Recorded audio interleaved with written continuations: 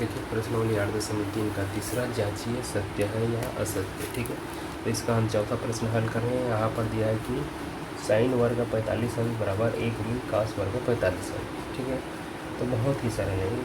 देखिए इतने को हल करके हमें उसका मान चाहिए इतना आता है या नहीं। तो देखिए साइन 45 अंश का मान क्या होता है, पहली जांच लीजिए। साइन 45 अंश का मान होता है 1/√2।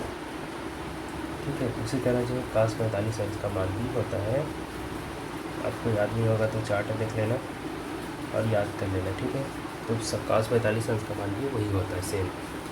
तो इतने को हल करेंगे तो इतने के बराबर आएगा या नहीं। देखिए यहाँ पर साइन 45 अंश का वर्ग दिया, तो यहाँ पर 1/√2 का ऐसे वर्ग कर सकते हैं। ठीक है, इस बार के लिए इस यहाँ से बना रहा हूँ। ठीक है, साइन वर्ग 45, तो साइन 45 का मान 1/√2 है। उसके बाद वर्ग है तो वर्ग कर दो बराबर 1 का 1 ऋण कास वर्ग 45। तो कास 45 का मान भी यही होता है 1/√2। उसके बाद वर्ग है तो इसको वर्ग कर दो।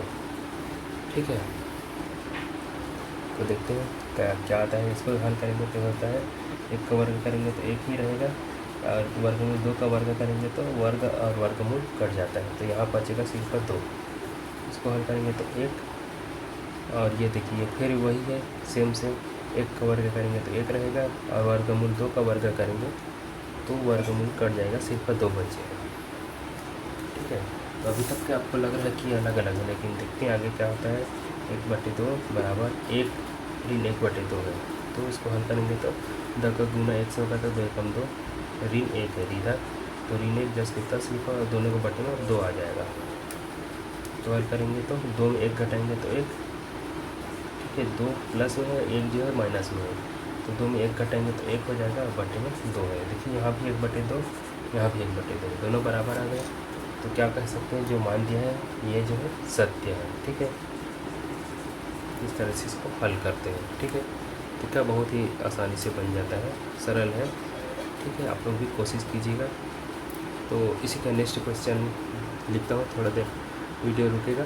ठीक है, तो 5वां प्रश्न भी लिख लिया हमने। देखिए क्या है, साइन वर्ग 60 अंश धन कास वर्ग 60 अंश। ठीक है, बराबर 1 आता है, इसको हल करना है। ठीक है, तो सबसे पहले साइन 60 अंश का मान देख लेते हैं। ठीक है, तो आपको बता दूं कि साइन 60 अंश का मान होता है वर्गमूल 3/2।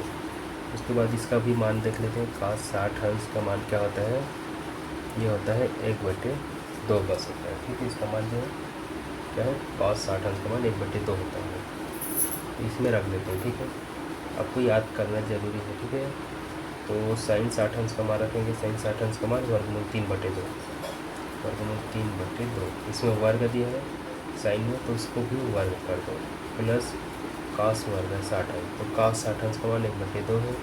इसमें वर्ग बोला है कास वर्ग है, तो इसको भी वर्ग कर देते हैं।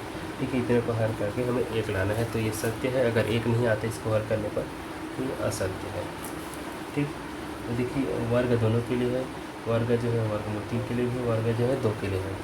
तो आपको कई प्रश्नों में बता चुका हूँ कि वर्ग और वर्गमूल एक दूसरे को काट देता है। ठीक है, तो ये वर्ग और इसका वर्गमूल कट जाएगा, तो इसी पर ये 3 बचेगा। उसी तरह अब इस वर्ग को यहाँ 2 के लिए भी उपयोग होगा, तो 2 का वर्ग करेंगे तो 2 दूनी 4। ठीक है, प्लस ये 2 का वर्ग मतलब 1 का वर्ग करेंगे तो 1 ही होगा। उसके बाद बटे में 2 है, इसका भी वर्ग है, ये दोनों के लिए है कोष्ठक में, इसका मतलब तो 2 का वर्ग करेंगे तो 2 दूनी 4।